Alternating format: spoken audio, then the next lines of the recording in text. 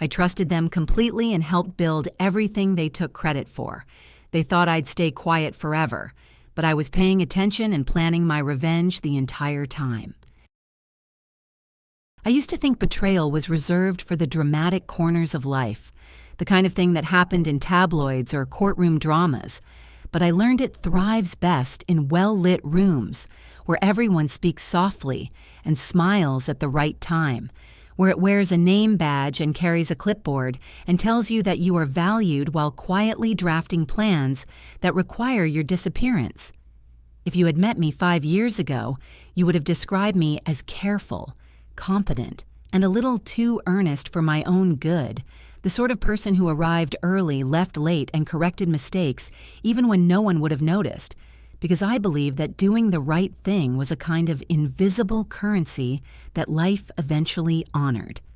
I worked at Alder Creek Health Collaborative, a network of clinics and research programs spread across the state, and my job sat at the intersection of patient care and data integrity, which meant I handled the kind of information that could save lives when used correctly and ruin them when used carelessly.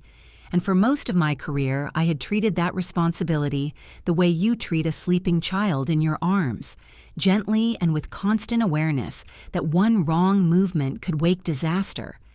I wasn't famous. I wasn't the kind of doctor whose name ended up on the side of buildings. But inside Alder Creek, I had a reputation for fixing problems that other people pretended were too complicated. And that reputation brought me to the attention of a man named Grant Weller. Grant was the newly appointed Director of Strategic Programs, a title that sounded like it belonged in a brochure, and he inhabited it like a tailored suit, always crisp, always expensive, always prepared with a story that made him sound like the reasonable adult in every room. He had a handshake that lingered half a second too long, a smile that made you feel chosen, and a habit of using your first name the way a stage magician uses a flourish to focus your attention exactly where he wanted it. He met me after I presented a review of our chronic care outcomes, a report I had compiled by wrestling broken data sets into coherence and then translating the numbers into a language that administrators understood without reducing patients to statistics. And when the meeting ended, he approached me with that bright, calm confidence and said, "Mara, that was the clearest explanation I've heard in months. We need more people like you." And my cheeks warmed the way they do when you are praised by someone who seems important. He asked if I would be willing to help on a special initiative, something called the Evergreen Model, a plan to integrate new analytics tools across our clinics to identify patient risks earlier and allocate resources more efficiently. He said it would be good for the organization and good for my career, and he said it in a way that made the two sound inseparable. Like my ambition and my ethics were finally going to walk hand in hand instead of tugging at each other. I agreed, because I was proud of my work and because I believed that leadership might actually mean collaboration. And for a few weeks, the project felt like a miracle, a rare alignment of purpose and momentum. I led a small team of analysts and clinicians, and we built a framework that was more than a dashboard. It was a set of safeguards, checks against bias, protocols for data privacy, and a clear explanation of what the system could and could not do, because I had seen too many organizations treat technology like a magic wand, and magic wands are just sticks when you're dealing with real people. Grant attended our meetings, nodding, asking questions that sounded thoughtful, and always ending with the same reassuring line. "This is exactly the kind of careful work we want." And each time he said it, I felt a little more secure, like I had finally found a place where being careful was not treated as an inconvenience. The first hairline fracture appeared during a leadership briefing when Grant presented our progress to the executive team. He stood at the head of the conference table, a wall of screens behind him showing slides I had created. And as he clicked through them, he spoke with smooth authority, referring to my team's approach and the strategy I'm implementing. And each time he said, I felt my mouth go dry. I told myself it was normal, that leaders took responsibility publicly, that my reward would come later in some quieter way. Then one of the executives asked a technical question about how we were addressing data completeness, and Grant paused just long enough to glance toward me, a subtle cue, and I answered, explaining our validation process. And the executive said, "Excellent." And Grant smiled and said, "Yes, we've been very deliberate," as if deliberation were a trait he had personally invented. Afterward, in the hallway, he clapped me on the shoulder and said, "Great support in there." And the word support landed like a small insult wrapped in praise. Still, I stayed, because I believed in the project, and I believed that good work would eventually become undeniable. The next fracture arrived in an email thread about vendor selection. We had been evaluating analytics platforms, and I had raised concerns about one vendor's opaque algorithms and aggressive data sharing clauses, recommending a different option that prioritized transparency. Grant replied to the group, thanking me for my input, and then wrote, "We'll proceed with vendor X due to speed and scalability." And he added a line that made my skin prickle. "We can refine governance later." Governance later is the phrase people use when they want you to stop asking questions.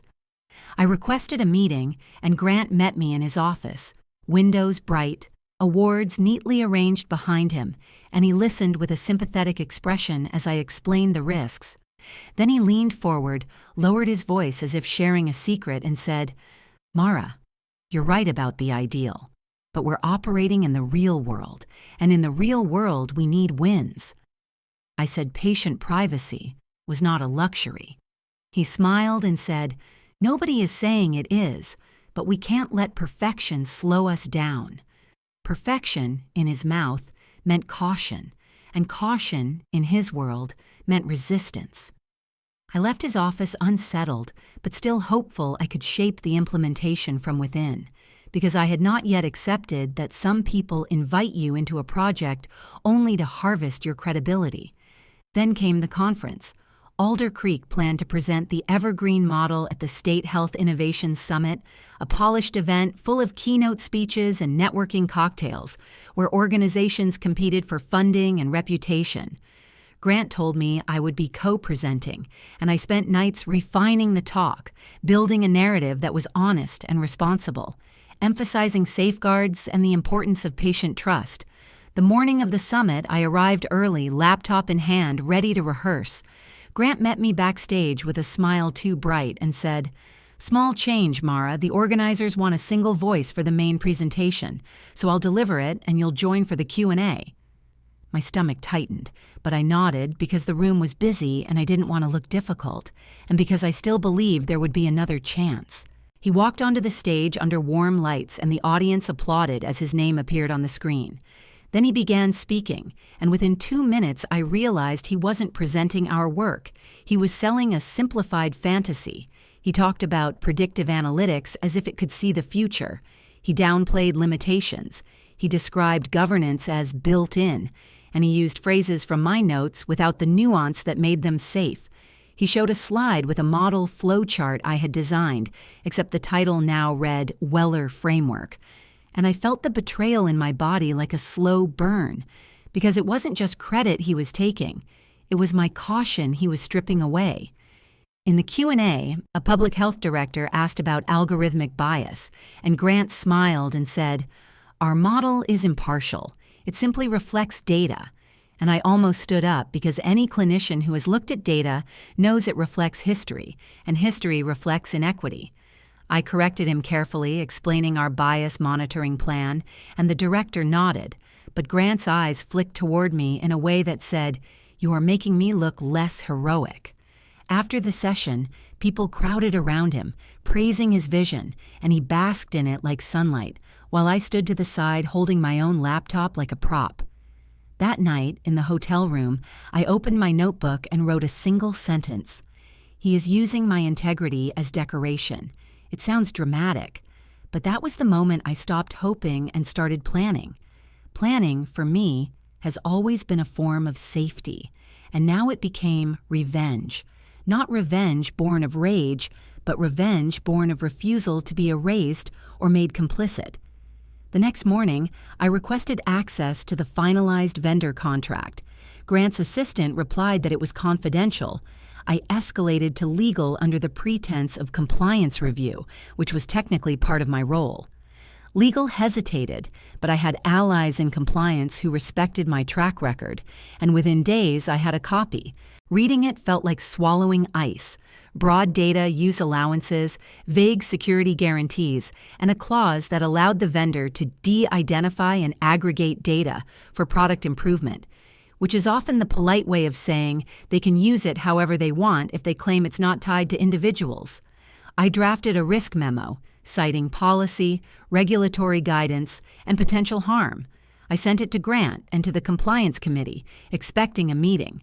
Grant replied to me alone, not copying the committee, saying, "Appreciate your diligence, Mara, but we're committed to the timeline."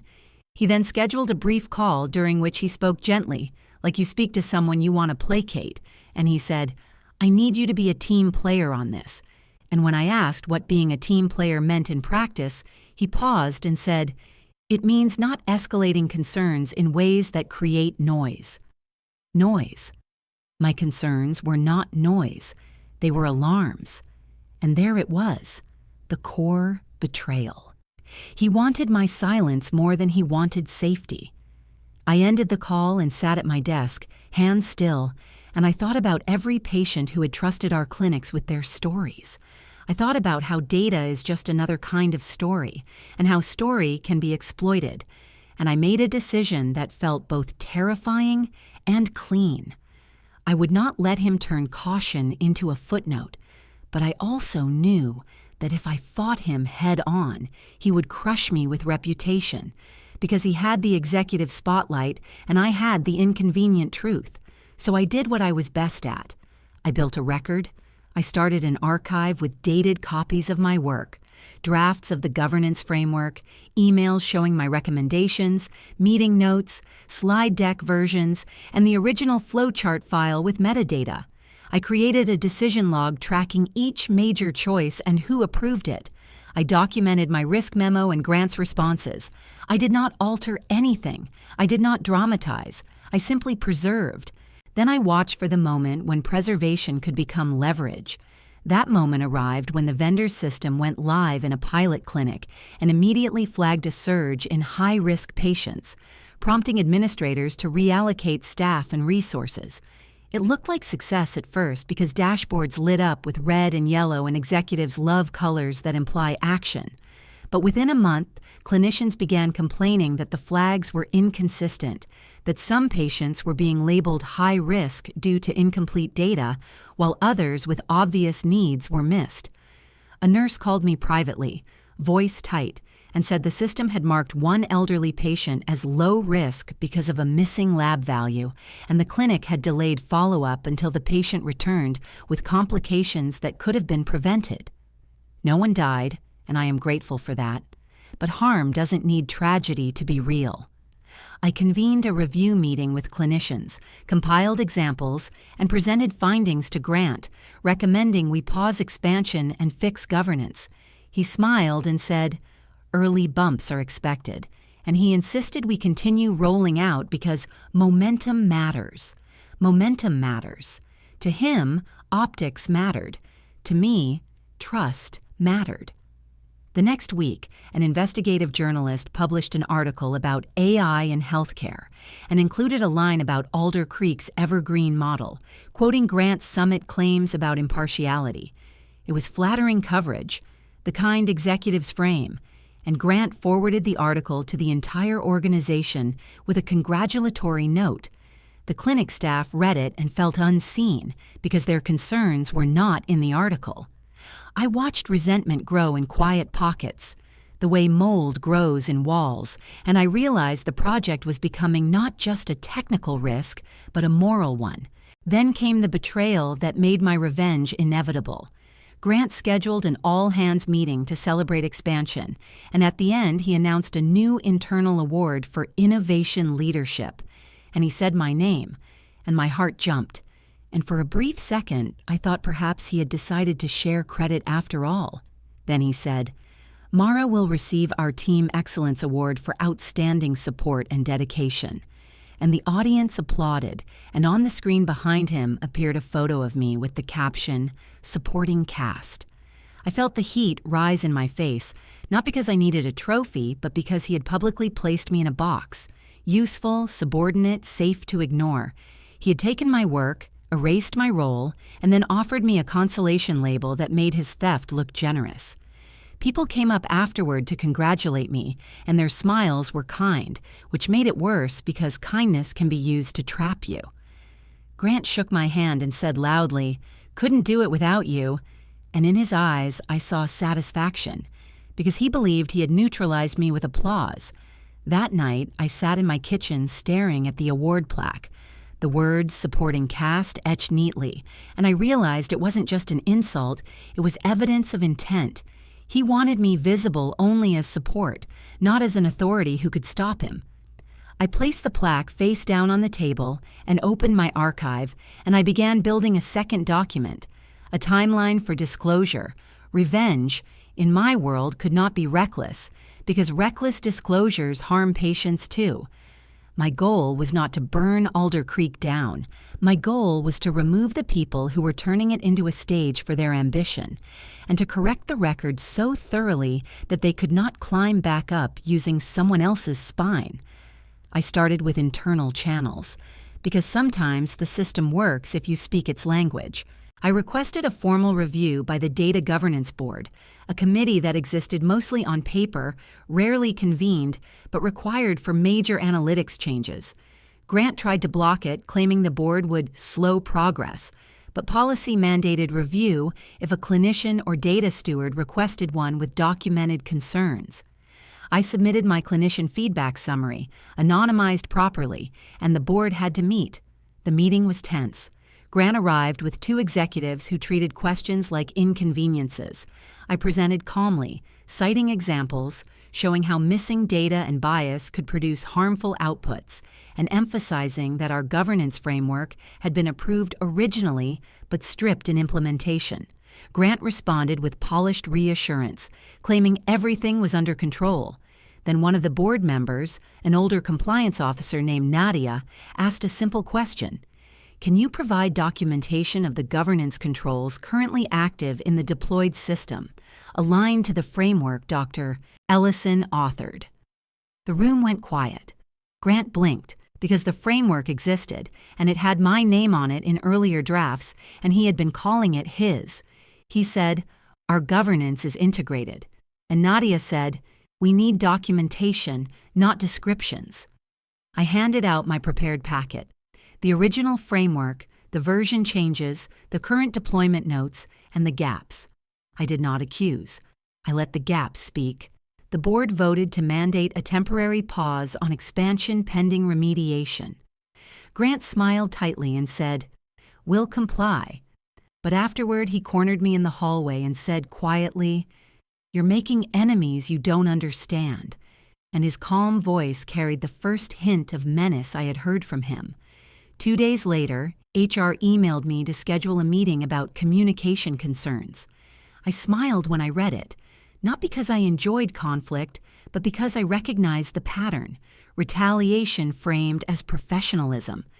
In the HR meeting, a representative named Elise spoke gently and said there had been reports that I was creating friction, that I was resistant to strategic direction, that I had undermined leadership confidence.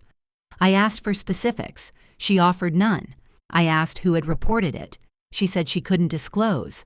I asked whether raising policy-based concerns through mandated channels violated any policy.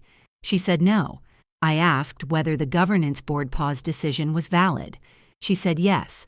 I asked whether my performance record showed issues. She said my record was excellent.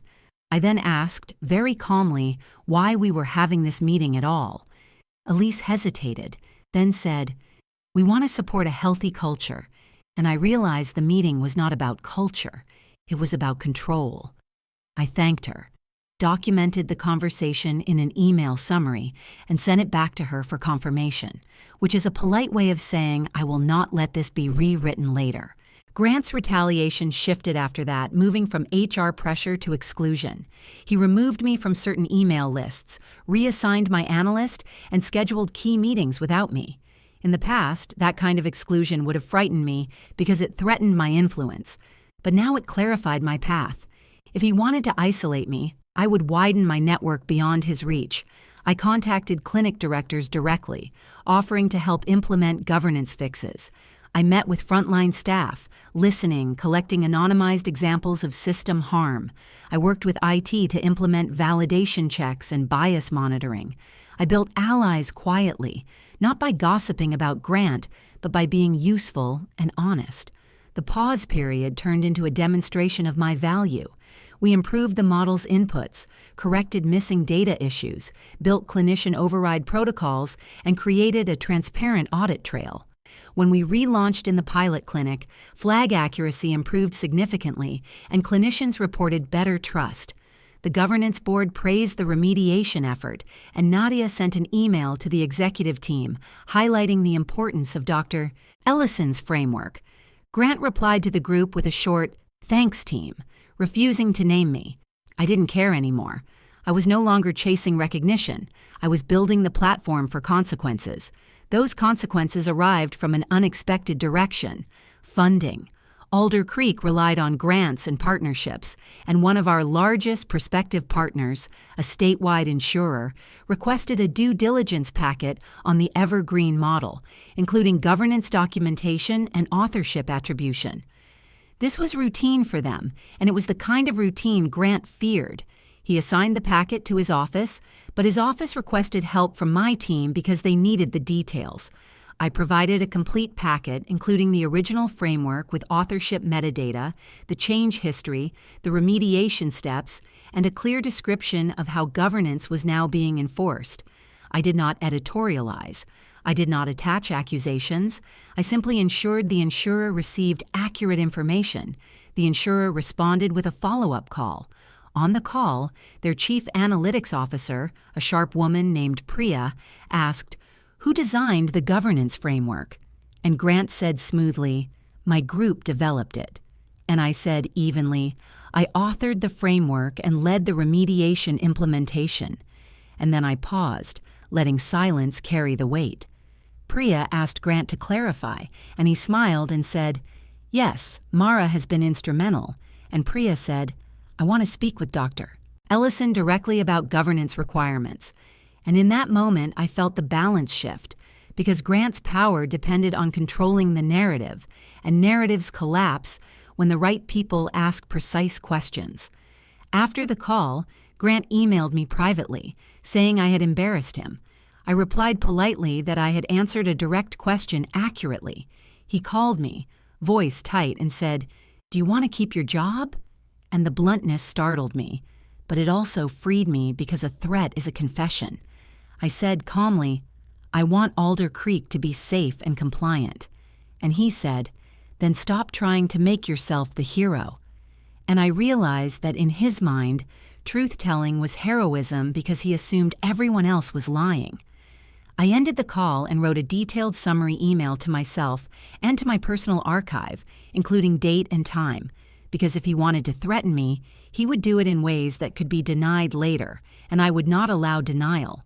The next week, the insurer sent a preliminary partnership recommendation that included a stipulation: governance oversight must be led by a credentialed clinician data steward with authorship history. That was me. The executive team held a meeting to discuss. For the first time in months, I was invited. Grant sat across from me with a fixed smile. The CEO, a woman named Maribel, asked me to explain how governance would scale. I explained. She asked about risk. I explained. She asked about the prior pause. I explained. Grant attempted to frame the pause as an overcautious detour, and Nadia, present as compliance liaison, corrected him, stating it was a policy-mandated intervention that prevented harm. Maribel looked at Grant, then at me, and said, "Why wasn't Dr. Ellison leading governance from the start?" And Grant's smile tightened further. He said, "We had to balance priorities." And Maribel said, "We are balancing them now." and she announced a new governance oversight role reporting directly to her, bypassing Grant's department. She offered me the role. I accepted, outwardly calm, inwardly shaking with the knowledge that the first layer of my revenge had succeeded. I had removed his ability to silence me, but revenge is incomplete if the betrayer remains in position to harm others, and Grant still had power, still had allies, still had a talent for shifting blame. I needed to ensure the record not only elevated me, but exposed his pattern so thoroughly that he could not simply pivot to a new target. I began the second layer of revenge, accountability by process.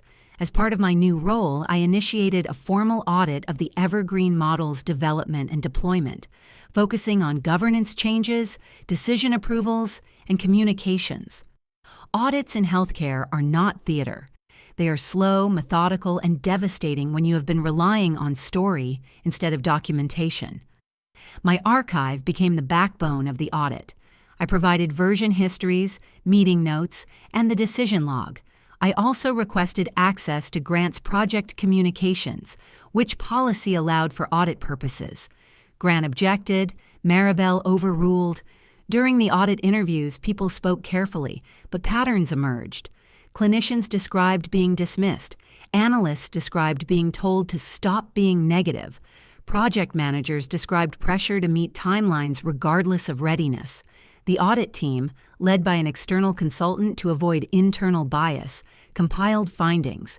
When the draft report arrived, I read it alone in my office, hands steady, heart pounding.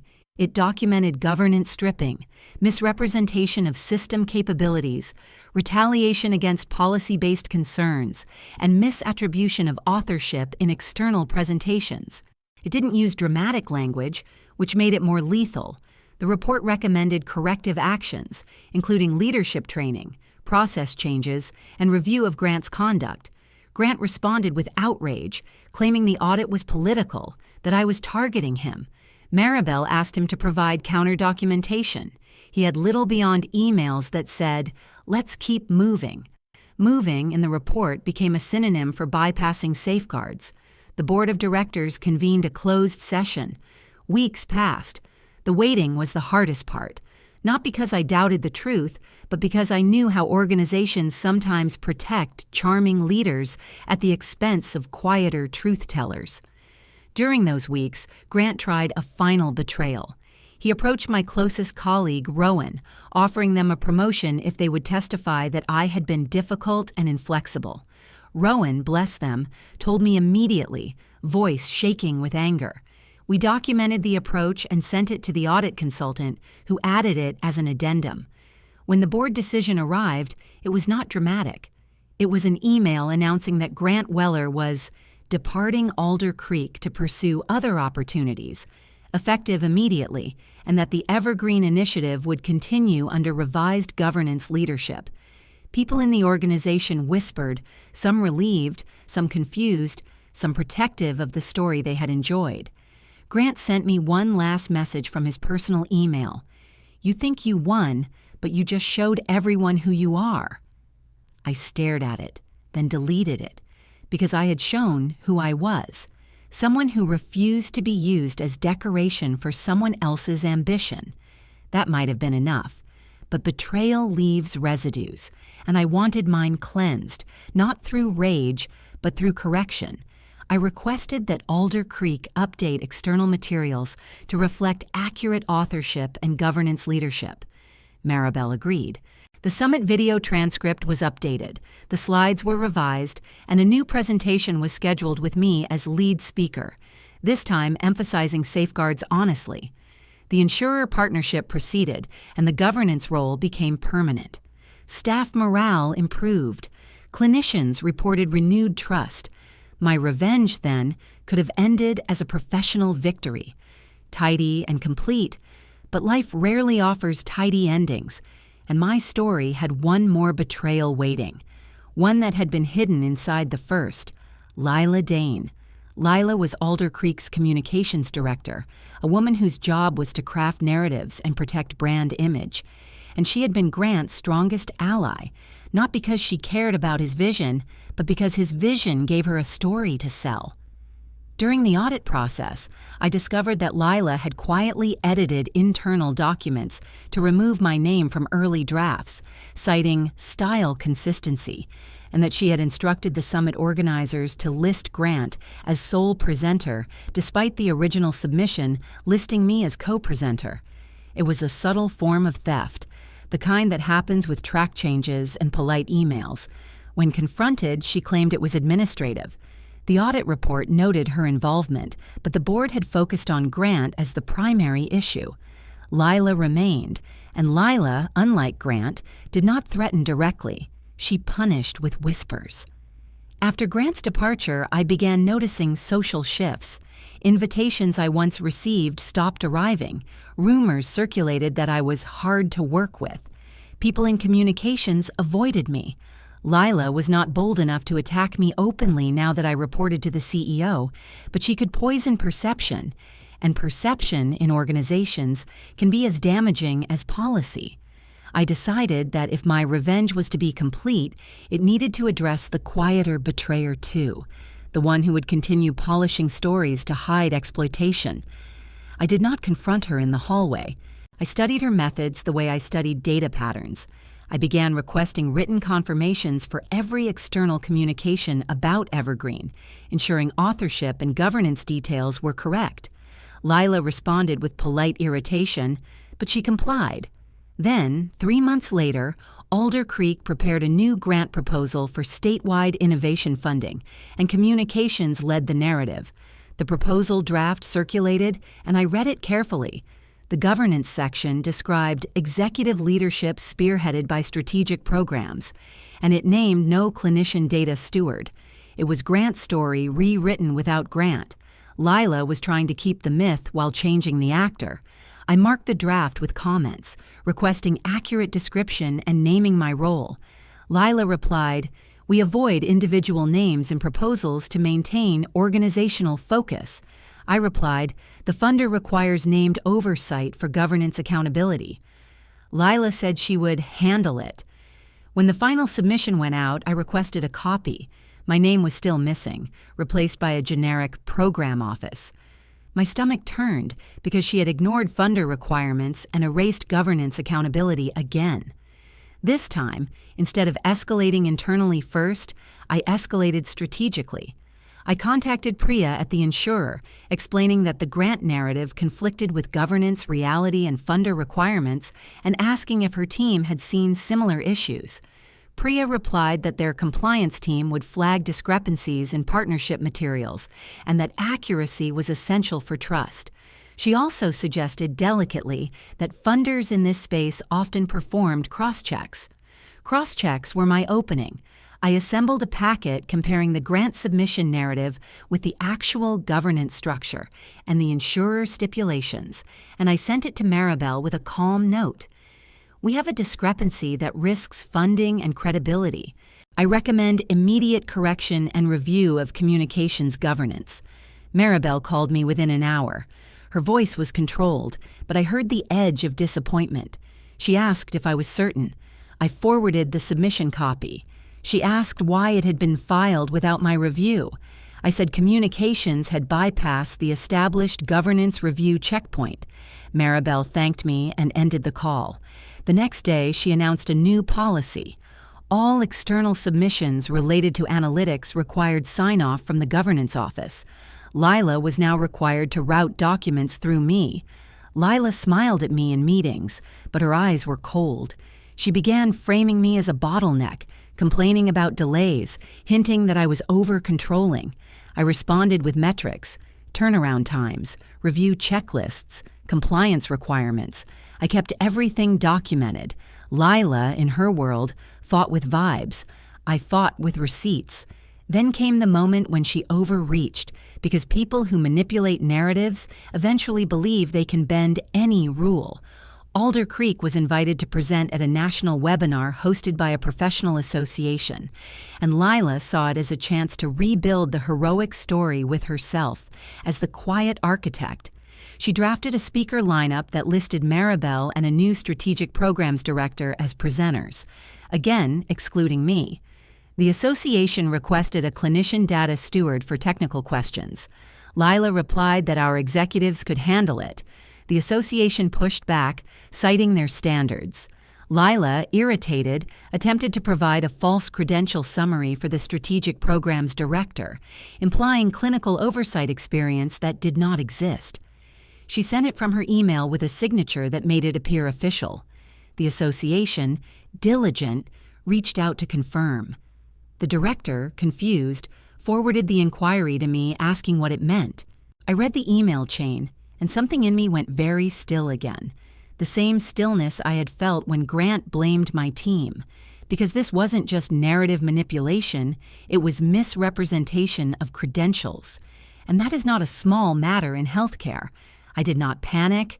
I did not confront. I forwarded the chain to Maribel and Nadia, stating plainly, "This appears to be an inaccurate representation of oversight credentials. We must correct it immediately and investigate how it occurred." Maribel responded with a single line, "Thank you. Do not communicate further with the association until instructed." The correction went out within hours, an apology framed professionally. The association accepted it but noted the concern. Internally, Maribel initiated a review of communications practices. Lila was called into meetings she could not charm her way out of because her own emails were the evidence. She attempted to claim it was a misunderstanding, that she was interpreting requirements, that she was trying to protect the organization. Maribel asked why protecting the organization required falsifying credential implications. Lila said she never meant to falsify. Maribel asked why she bypassed governance sign-off. Lila said she was under pressure to deliver. "Pressure does not excuse misrepresentation," Nadia said calmly. The review concluded with Lila being removed from her role, reassigned to a non-executive communications support position pending further evaluation, and all external messaging authority shifted to a new director with compliance training. Lila sent me a message afterward that read, "You could have spoken to me first." I stared at it, feeling the old tug of wanting to be fair, to be gentle, to handle things privately. And then I remembered the plaque that called me supporting cast, and the grant submission that erased my role, and the false credential summary that put our credibility at risk. I replied only once. "I did speak through process. You chose to bypass it." Then I blocked her, because revenge is not continuing conversation with someone who uses conversation as a weapon. The months that followed were quieter, not because the work became easy, but because the air cleared. Governance became normalized. Clinicians felt heard. Analytics were implemented with safeguards intact. The organization began publishing transparent reports describing limitations as well as successes, and funders responded positively. I presented at conferences with my name correctly listed, and I spoke about trust as a foundation, not an obstacle. People began approaching me afterward, not for selfies or flattery, but to ask how to build systems that prevent the kind of betrayal I had survived. And I would tell them, documentation is care, governance is respect, and silence is not loyalty. Sometimes, late at night, I would remember the version of myself who felt honored when Grant said, "We need more people like you," and I would feel a small ache, because it is painful to realize you were chosen not for your brilliance alone, but for your willingness to be used. But that ache softened over time, replaced by something sturdier, self-trust. My revenge was not only Grant's departure or Lila's demotion, it was the transformation of Alder Creek's structure so that people like them could not so easily harvest others' integrity. I pushed for policies requiring authorship attribution in internal project documentation, clear escalation protections for compliance concerns, and mandatory governance sign-off for vendor contracts and external messaging. I built training programs for new leaders, emphasizing that speed without safety is not innovation. It is negligence with a fancy name. And perhaps most importantly, I learned to name my own work without apology, because humility without boundaries is how your labor becomes someone else's legend. A year after the audit, Maribel invited me to her office, sunlight bright on the carpet, and she handed me a framed copy of the original Evergreen Governance Framework, my name clearly printed as author, and below it a small engraved plate that read, "Trust is a design choice." I laughed, a real laugh, because the universe has a sense of symmetry, and because the first plaque I received had tried to trap me in support, while this one acknowledged that my caution had been leadership all along. I took it home and hung it on my wall, not as a trophy, but as a reminder that betrayal does not get the final word unless you let it. If you're wondering whether I ever felt guilty about what happened to Grant and Lila, the answer is complicated only if you have never been the person who keeps the room from catching fire while someone else claims credit for installing sprinklers. Guilt visits sometimes, briefly, in the form of an old habit that says, "Be nice, keep the peace, don't make trouble." Then I remember the patient who was flagged incorrectly, the clinicians dismissed, the governance stripped, the threats, the erasures, the misrepresentations, and guilt turns into something clearer. Responsibility, revenge, for me, wasn't about humiliation or dramatic confrontation. It was about ensuring that the people who betrayed trust could not keep doing it under the cover of charm. It was about turning their favorite weapon, narrative control, into their weakness by building an unbreakable record and aligning it with policy and external standards. It was about correcting the story in a way that could not be rewritten later. And in the quiet moments when I walk through a clinic now and see staff using the system confidently, knowing there is a transparent audit trail and a process for concerns, I feel the cleanest satisfaction I have ever known. Because the betrayal that once tried to erase me ended up forcing me to build something stronger than my own career, a structure where truth has a seat at the table, where integrity is not decoration, and where the next careful, earnest person who walks into a bright conference room with a laptop and a plan will not be told they are merely support while someone else writes their name on the slide.